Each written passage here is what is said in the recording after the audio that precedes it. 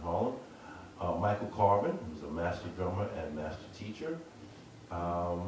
Let's see, Stanley Crouch is also scheduled. And Bob Mover, saxophonist, who knew Papa Joe and is of the same generation as Michael Carvin. That's like mid-60s. So we invite you out to hear and see and learn more about Papa Joe Jones. So, anyone else? Yes. Come on up. Okay. This young man is Mr. Wilder, this young man is a trumpet player. Oh, yes, he told me. He's going to show me some fingerings. Okay, so this whole movie, everyone saw, there were a lot of improvisation on it, and I want to know your opinion on how to... I'm sorry, I have a hearing problem. Okay. Oh, sorry. So get slower and louder. No. He's just like... Okay. I noticed there were a lot of improvisations in the movie, and I want your opinion on how to play a better improv. Your opinion on, he said there was a lot of improvisation in the film, and he wanted your opinion on how to improvise better. Oh, yeah.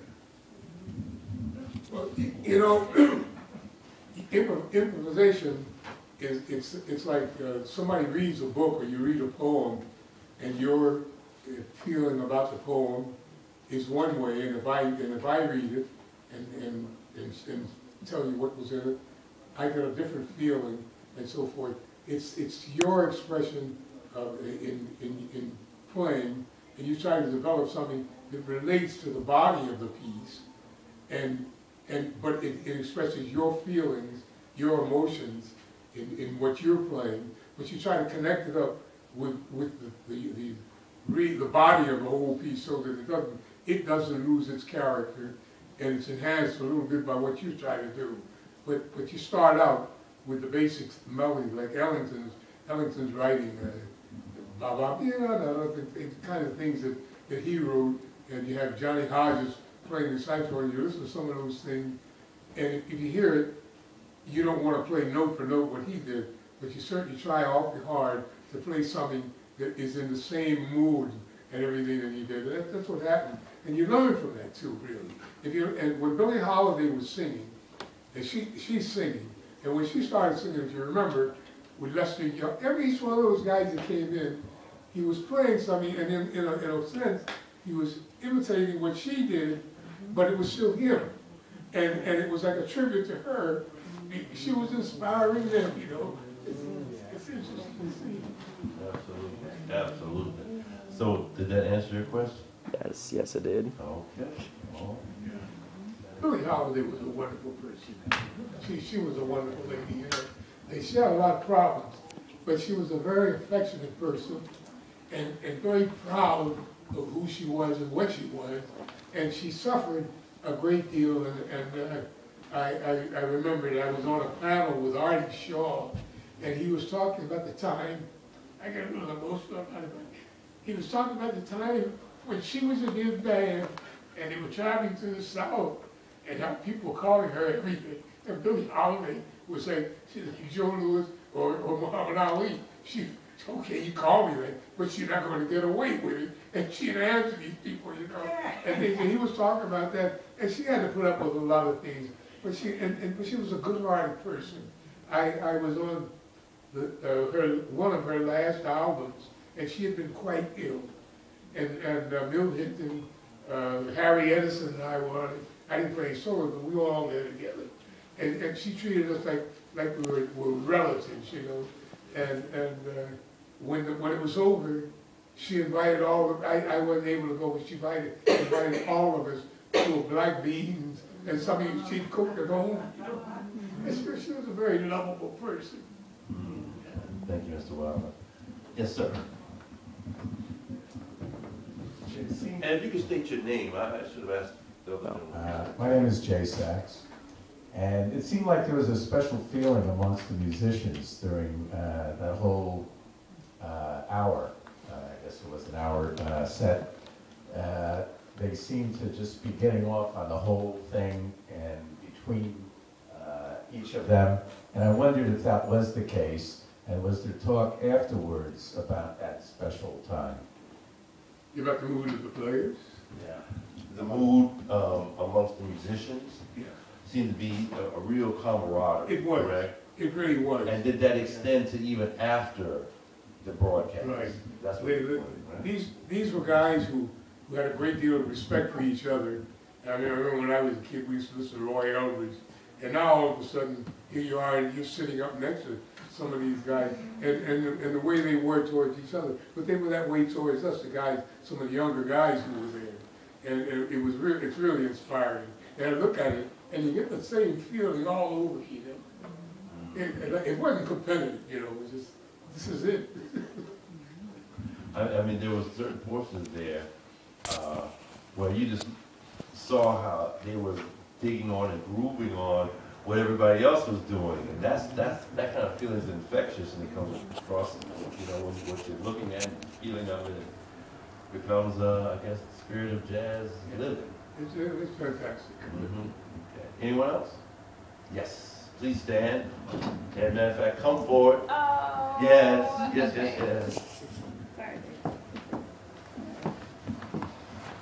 Okay. State your name. My name is Tiana, and I kind of have a two-part question.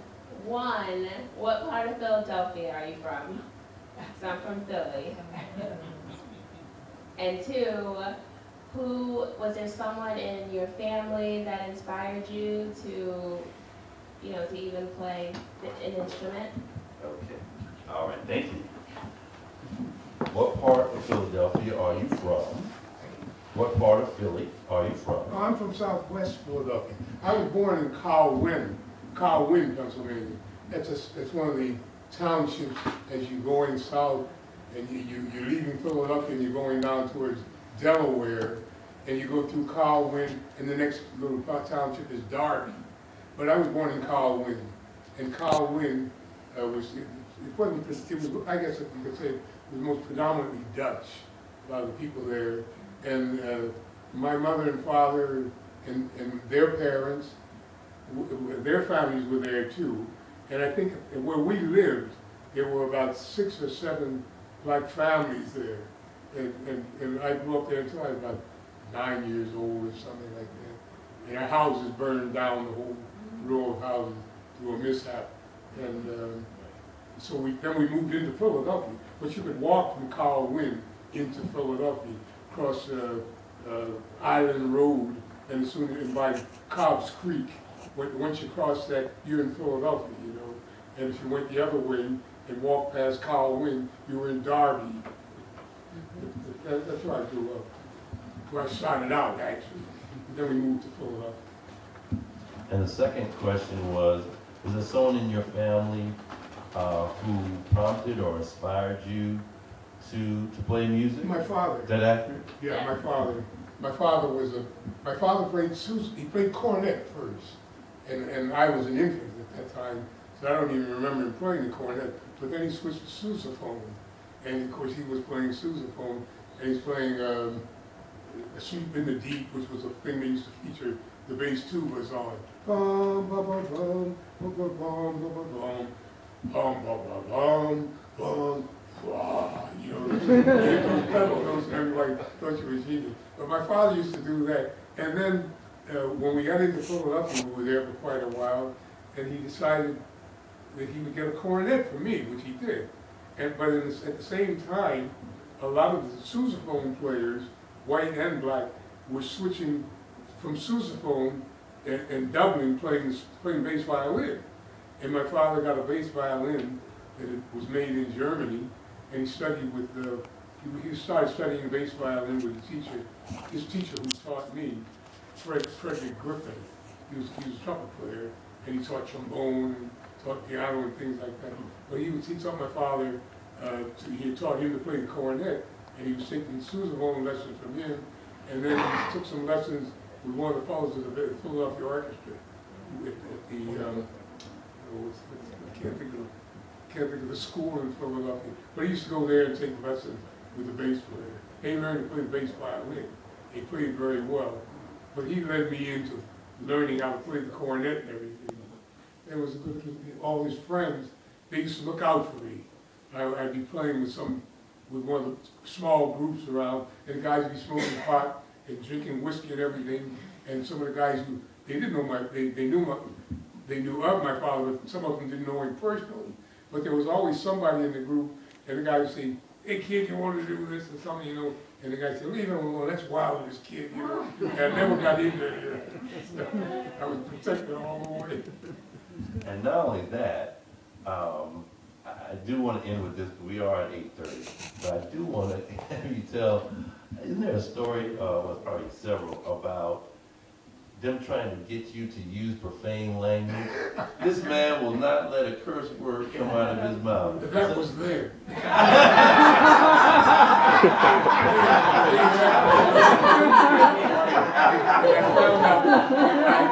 began to lose it, and I don't think I forget. But there was a time when you could say almost anything, and I always felt, I learned when I was young, because you know you see kids fighting each other and everything, and they'd be using foul language and everything, and all of a sudden something occurred to me that, you know, there's a certain amount of ignorance in that. You can have an argument with somebody, and if you can outclass him just speaking wise without using profanity, you've won, you know. And the guys, Art Van Dam was had a musical group, and I was in line, Hampton band, and the guys were always putting me on and things. And they said, "How about that Art Van?" And I said, Art, oh, you mean Art Van Doggone? And I was Bobby Troop, who wrote Route 66, he was my commanding, he was a morale officer in the Marine Corps on the base where they were training African American Marines. And just, I hope I don't forget it. He married Julie London, and we were together one time, and he had told Julie about this thing, about my not using profane language, and Julie said, "Well, Joe, how about saying it for dear old Julie? You know, how about feces, but the other way around? Just say it for old Julie's sake." I take it that you turned her down? I turned her down. That made it even worse. And you mean you won't even say it for me? Wow. All right, well, let's give Mr. Joe Wilder.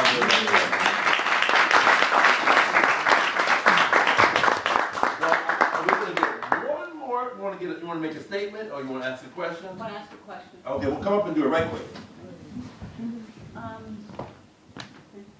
What's your name? My name's Stephanie, and I want to ask you, what was the relationship between Count Basie and Monk? Was there any kind of competition, or what? Interesting. You mean the dynamic that you saw, that you witnessed?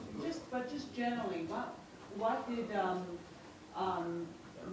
Count Basie think of Monk, and vice versa? Yeah. She wants to know, what did Monk think of Basie, and what did Basie think of Monk, and was there any type of competition between them? Between Monk and Basie. Monk and Basie? Basie. Count Basie. Count Basie. And Theodore Monk and Thelonious Monk, right. No. Competition. And what did Monk think of Basie, and what did Basie think of Well, Monk? I don't really know that, but they respected each other. But and a lot of times, people thought in the beginning that Monk was some kind of an oddball. And my father, Really? my father, he liked what he did. But my father thought it was rude to be wearing a hat in the hall where you play. And that's some old school thinking. But Monk, he was a creative guy when you could really see what he's doing. And Count Basie had his own style. They played it, and whatever they did, it got your attention. I mean, you might not have thought it was wonderful or anything, but whatever they were doing was so clever. And I even now listening to Monk, I'm just sitting here and I'm hearing everything he did. It was so clever. I mean, really. And I appreciated him, but I appreciated him even more when I had a chance to just listen and see what he was, and his foot didn't hurt either. You know? Right, yeah, he all kept of that these groove. were components of what he was doing. And Basie was tremendous. I went to Europe with Basie's band, and I had only been in the band a short time, but I hadn't played any solos. And we were in Gothenburg, Sweden, at the Opera House, they were playing